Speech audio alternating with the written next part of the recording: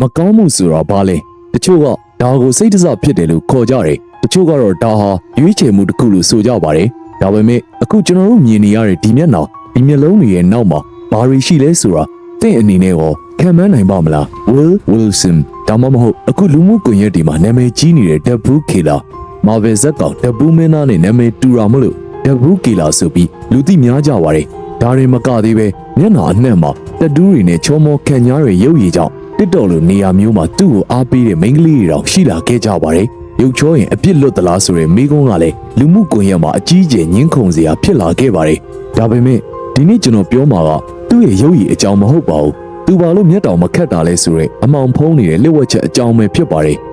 တရားရုံးအတွင်းရိုက်ကူးထားတဲ့ဗီဒီယိုတွေကိုသေချာကြည့်မယ်ဆိုရင်ထူးခြားတာတစ်ခုကိုသင်သတိထားမိပါလိမ့်မယ် Will ဟာဂျူရီလူကြီးတွေနဲ့တိတ်ဆုံးသူမိသားစုဝင်တွေကိုစိုက်ကြည့်တဲ့အခါမှာမိနစ်ပေါင်းများစွာကြာအောင်မျက်တောင်မခတ်တန်းစိုက်ကြည့်ခဲ့တာပါလုံးဝမခတ်ဘူးဆိုတာထက်ပုံမှန်လူတစ်ယောက်ထက်မျက်တောင်ခတ်နှုန်းအလွန်နှဲပါနေတာကိုတွေ့ရပါတယ်စိတ်ပညာရှင်တွေနဲ့ခန္ဓာကိုယ်ဘာသာစကားကျွမ်းကျင်သူတွေကတော့ဒါကို predatory stare လို့ခေါ်ပါတယ်ကျွမ်းကျင်သူတွေကတော့ psychopath စိတ်ဝေဒနာရှင်လူသက်သမားတွေမှာတွေးလေတွေ့ရရှိတဲ့အကြည့်လို့ဆိုပါတယ်တော်ရိုင်တလိษံတွေဟာသူတို့ရဲ့သားကောင်တွေကိုဖမ်းတော့မယ်ဆိုရင်အာယုံမလွဲအောင်မျက်တောင်မခတ်ပဲစိုက်ကြည့်တတ်ကြပါတယ်ဝီလ်ရဲ့အကြည့်ဟာလည်းတစ်ဖက်လူကိုစိတ်ပိုင်းဆိုင်ရာအရာ6လမ်းဖို့နဲ့ကိုယ့်ရဲ့အထက်စီးဆံမှုကိုပြသဖို့ကြိုးစားတာပါနောက်ပိုင်းပုံမှန်လူတွေဟာတစ်ဖက်လူရဲ့ခံစားချက်ကိုကိုချင်းစာတဲ့အခါဒါမှမဟုတ်စိတ်လှုပ်ရှားတဲ့အခါမှာမျက်တောင်ခတ်နှုံးတွေပြောင်းလဲလိရှိပါတယ်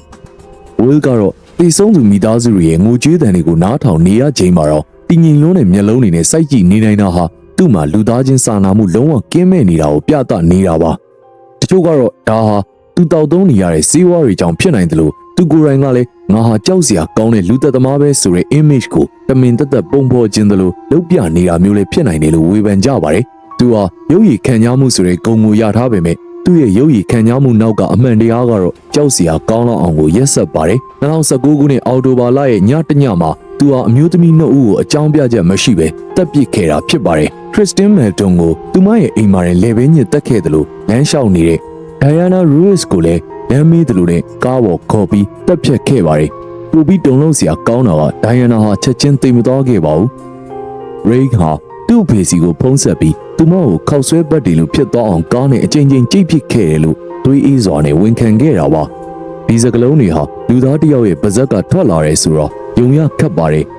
သူ့အတွက်တော့လူတစ်ယောက်ရဲ့အသက်ဟာကစားစရာတစ်ခုလိုပဲဖြစ်စီခဲ့တာပါဒီလောက်ရက်ဆက်တဲ့လူသက်သမားကမှတစ်တော်မှာသူကအရန်ချောတော့ပဲသူ့ကိုမတတ်ပါနဲ့ဆိုပြီးတောင်းဆိုကြတဲ့ fan တွေရှိနေတာဟာတကယ်တော့စိတ်မကောင်းစရာပါဒါကို pretty privilege လို့ခေါ်ပါတယ်အပေါ်ရင်ရုပ်ရည်ကအတွင်းကမကောင်းမှုကိုဖုံးကွယ်ပေးနိုင်တယ်လို့ထင်အောင်မှားဖြစ်စေတာမျိုးပေါ့ဒါပေမဲ့တရားဥပဒေကတော့မျက်နှာသာမပေးခဲ့ပါဘူး2024ခုနှစ်ဩဂတ်လမှာ Florida တရားရုံးက Will Wilson ကိုတေတံချမှတ်ခဲ့ပါတယ်သူ့ရဲ့တေတံချမှတ်မှုစီရင်ချက်ကိုကြားလိုက်ရတဲ့အချိန်မှာတော့သူ့မျက်နှာကအေးဆက်မြဲအေးဆက်ဆဲပါပဲ2026မှာ Will Wilson ရဲ့အကြောင်းကိုလည်း Paramount Plus လို့နာမည်ကြီးတဲ့ရုပ်ရှင်ကုမ္ပဏီကတော့ documentary ဖြစ်ပြန်လည်ရိုက်ကူးပြီးပြသတော့မှာပါဒါပေမဲ့ရုပ်ရှင်ဆန်ဇလန်တပုတ်တော့မဟုတ်ပါဘူးတကယ်လက်တွေ့ဘဝမှာဖြစ်ပျက်ခဲ့တဲ့ကြောက်မက်ဖွယ်ရာလူသားတစ်ယောက်ရဲ့မျက်နှာဖုံးနောက်ွယ်ကတကယ်အမှောင်တူးနဲ့ဖြစ်ရမှန်အကြောင်းတွေပါဝဲဝစင်ရဲ့ဖြစ်ရဟာကျွန်တော်တို့ကိုသင်ခန်းစာတစ်ခုပေးတော့ပါတယ်မကောင်းမှုဆိုတော့တခါတလေမှာအယမ်းကိုကြောက်စရာကောင်းတဲ့ပုံစံနဲ့လာတတ်တယ်လို့တခါတလေမှာတော့အလွန်လှပတဲ့မျက်နှာဖုံးကိုစွတ်ပြီး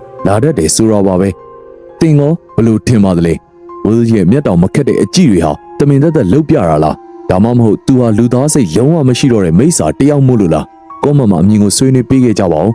အခုလိုစိတ်ဝင်စားဖို့ကောင်းတဲ့ဖြစ်ရမှန်တွေကိုအမြဲကြည့်ရှုခြင်းနဲ့ဆိုရင်တော့ကျွန်တော်တို့ရဲ့ channel ကို subscribe လုပ်ထားပေးဖို့မမေ့ပါနဲ့အောင်ကြည့်ရှုအားပေးတဲ့အတွက်လည်းကျေးဇူးတင်ပါတယ်